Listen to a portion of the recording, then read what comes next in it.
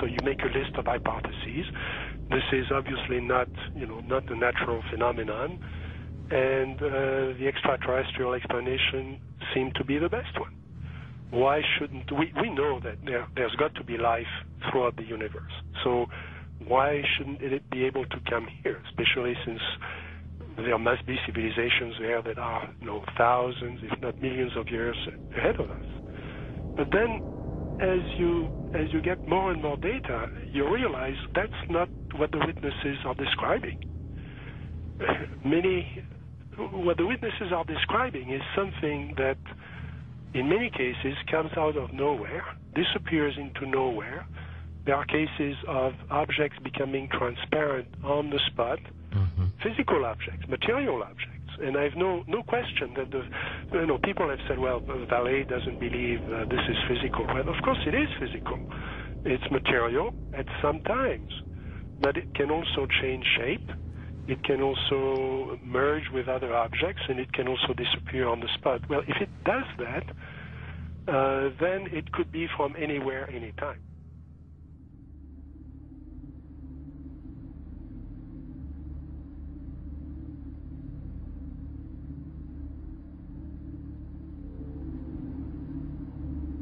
We always try to, to discredit the old legends, trying to say, no, these people were crazy, they thought everything was possible. But now we have the videos, and that's the big difference. Could you believe there are videos now of probably angels in the sky?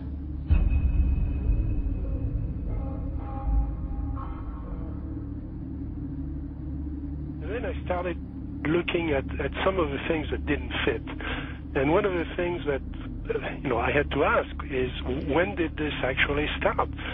Every UFO book starts with, on June 24, 1947, Kenneth Arnold saw something about cranium and so on. Well, that's not really true. I mean, we have data from the 30s and the 20s and from 1896 and 1897 all over the United States, and then you can go back in history. And many people don't want to hear that. They want to hear that this is, if you follow the first level extraterrestrial theory, then ETs, discovered us when the atom bomb went off and they came here to study us. Well, that's not what the data says. So when did it start? And I found, an enormous wealth of data going back to medieval times and even before. Of course, as you go back in history, you lose the cultural context, and it's harder to understand the data. But in medieval times, there were records, especially the records of the church, that were kept very, very carefully about strange phenomena. The skeptics are always saying, well, give us your best case and we'll take it apart.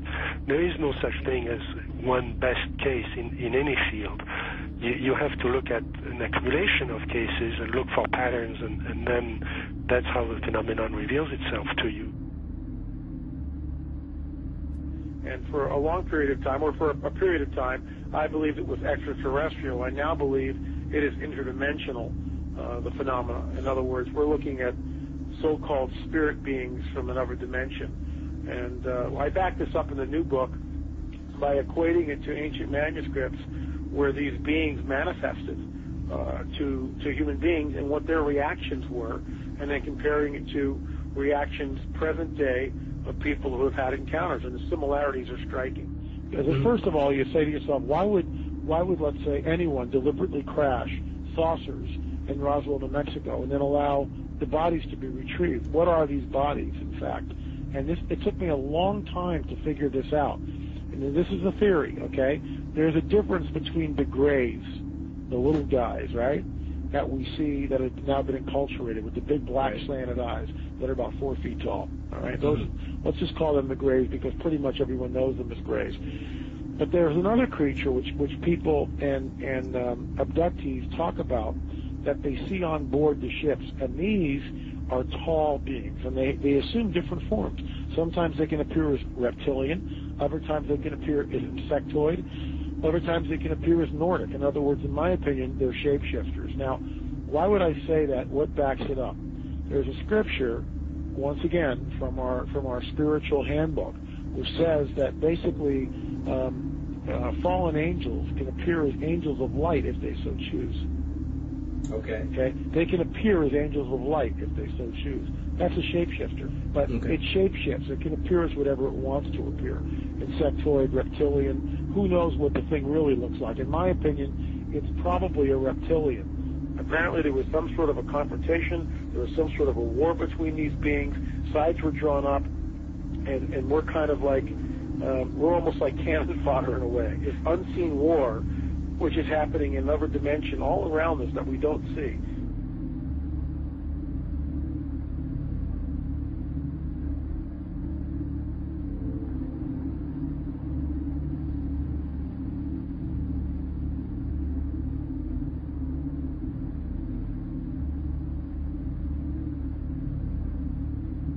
So my point is this: what if the Greys are nothing more than some sort of a biological suit that enables the demons, let's say, to interface in this dimension? That's what I think the Greys are.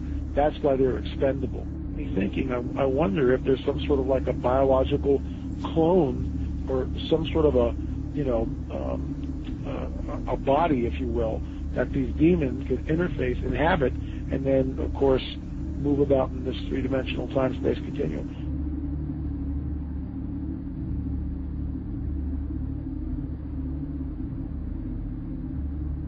When you go back and you read the Book of Enoch, which, by the way, is found on the Dead Sea Scrolls, it amplifies the mischief that these fallen angels got into in and around the time of Genesis 6, which is why it was a global flood, because the Nephilim were on the earth, and these guys were all over the earth, and some of these skeletons that have been unearthed, specifically in Turkey, were over 30 feet tall. As we pushed west in Ohio and different places, they found mounds, and they would do primitive archaeological digs.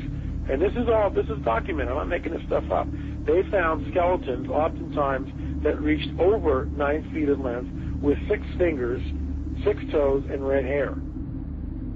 Now, one of the great mysteries of the West is what happened to these giants. There was nearly 60 skeletons brought out of this cave, but today they're nowhere to be found. Is it that there is some kind of archaeological cover-up that has occurred here?